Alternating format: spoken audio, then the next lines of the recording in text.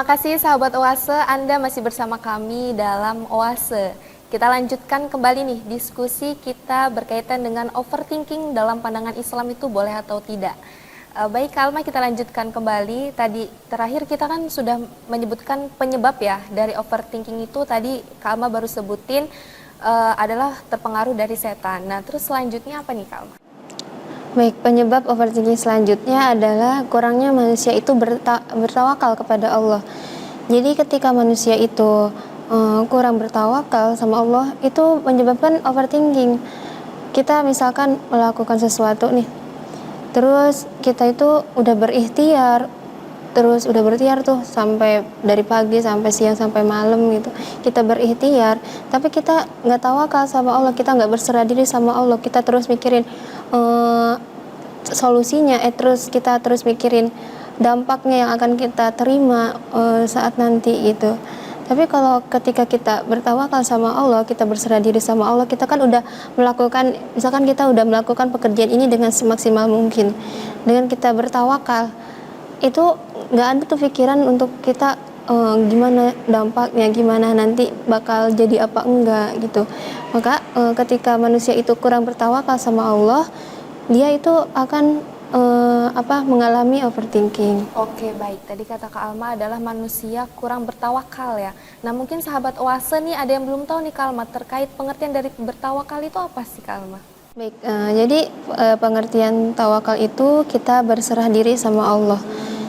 Ketika kita melakukan suatu pekerjaan, lalu udah berikhtiar gitu, udah ikhtiar itu kita berusaha gitu dengan semaksimal mungkin, kita berikhtiar, kita misalkan ingin menggapai cita-cita kita.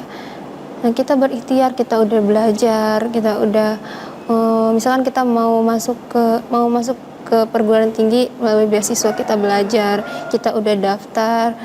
Pokoknya kita berusaha lah, intinya berusaha. Jadi kita pengen mendapatkan sesuatu, jangan sampai kita cuma diem aja, rebahan aja gitu, itu nggak bakalan dapet. Tapi dengan kita berusaha, udah kita berusaha, nah kita serahkan sama Allah, kita minta terbaik sama Allah. Ya Allah, semoga yang saya jalani ini terbaik buat saya, tapi kalau misalkan emang bukan terbaik buat saya, berikan jalan yang terbaik buat saya gitu. Jadi bertawakal itu kita menyerahkan segala urusan kita kepada Allah setelah kita berikhtiar. Oke baik, jadi tadi ada dua penyebab ya dari overthinking sahabat Oase. Jadi yang pertama itu adalah terpengaruh dari setan, yang kedua itu adalah banyaknya manusia ini kurang berserah diri kepada Allah begitu. Dan kemudian nih Kak Alma, tadi penyebabnya itu kan tadi ya udah saya sebutin. Nah kemudian apa sih efek atau dampak nih dari kita sering banget memiliki rasa overthinking tersebut? Baik, dampaknya sangat banyak untuk kita. Nah, karena misalkan terutama anak muda itu kan sekarang tuh banyak melakukan overthinking. Bahkan orang-orang dewasa pun gitu selalu overthinking. Dimana overthinking itu seringkali terjadi di waktu-waktu luang gitu. Di waktu-waktu luang seperti mau tidur ataupun ada waktu kosong gitu, dia overthinking, dia memikirkan sesuatu yang emang gak harus dipikirin gitu. Karena Allah itu kan udah menjadikan itu tuh takdir manusia itu udah ada gitu sama Allah gitu. Jadi kita nggak usah mikirin hal yang emang di luar kendali kita gitu.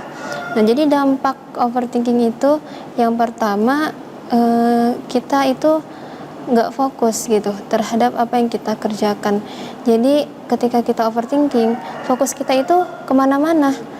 Misalkan kita melakukan suatu pekerjaan nih Kak Vivi, misalkan lagi ngerjain ujian. Nah itu ketika kita overthinking, itu fokus kita tuh bakal kemana-mana, mikirin segala macem lah apa yang di otak kita, akhirnya pekerjaan itu nggak selesai, ujian itu kita misalkan dapat nilai yang nggak kita harapin, itu malah nambah lagi overthinking kepada diri kita. Lalu yang selanjutnya, dampak dari overthinking itu adalah kita tidak bisa mengontrol emosi kita. Karena dengan kita overthinking itu, emosi kita itu nggak kekontrol. Coba bayangin kalau overthinking itu ketika kita ingin marah, pokoknya ingin marah-marah gitu, itu overthinking itu gak bisa ngontrol emosi kita. karena pikiran kita ya itu kemana-mana. Jadi emosi kita mau menghentikan gitu, itu nggak bisa karena banyaknya pikiran-pikiran negatif yang muncul dalam otak kita. Lalu yang selanjutnya adalah adanya gangguan kesehatan. Jadi nggak hanya kesehatan mental, tapi fisik juga. Misalkan ketika overthinking, itu lama-lama kan pikiran kita itu seperti otak kita. Otak kita kalau terus-terusan disuruh berpikir, itu lama-lama kan jadi panas gitu kan. Kayak mesin gitu. Mesin kalau dipakai secara terus-menerus itu akan menjadi panas.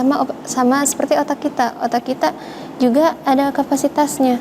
Jadi jangan sampai otak kita disuruh terus berpikir gitu, dan akhirnya malah mengakibatkan diri kita itu menjadi stres ataupun diri kita nggak terkontrol gitu.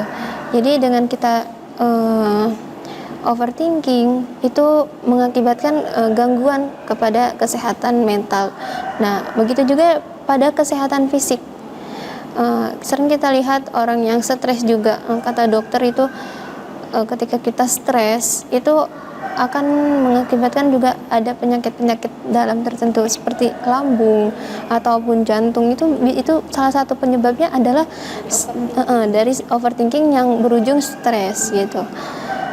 Lalu dampak selanjutnya adalah turunnya performa kerja kita.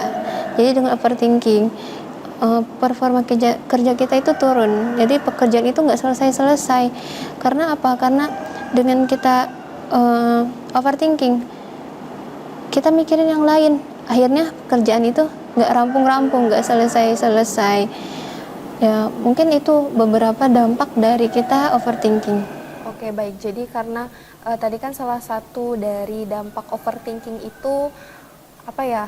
Kalau misalnya pasti kan Allah itu kan menciptakan manusia ini kan memiliki akal ya. Manusia adalah makhluk yang paling sempurna dibandingkan makhluk yang lainnya, yang mana Allah ini memberikan akal. Dan akal itu juga pasti ada kapasitasnya gitu ya Kak Alma. Jadi tidak boleh secara berlebih-lebihan nih kalau misalnya kita memikirkan segala sesuatu itu. Ya, jadi otak itu jangan mau mengambil semuanya sendirian, tapi dia juga harus bisa memberikan kepada hati. Ketika otak itu udah panas gitu untuk bekerja, berikan sama hati, jadi biar hati yang bekerja gitu. Oke, jadi seperti diambil dari kisah Isra Mi'raj ya Kak Alma ya, bahwasannya yang pada saat itu kan Nabi Muhammad menaiki Sidratul Muntaha ya ke langit ketujuh, tapi kan di situ karena akal kita terbatas ya untuk memikirkan hal itu, jadi untuk seterusnya itu menggunakan hati. Jadi akal dan hati itu harus saling berkaitan begitu ya Kak Alma. Baik, nanti kita lanjutkan kembali ya Kak Alma.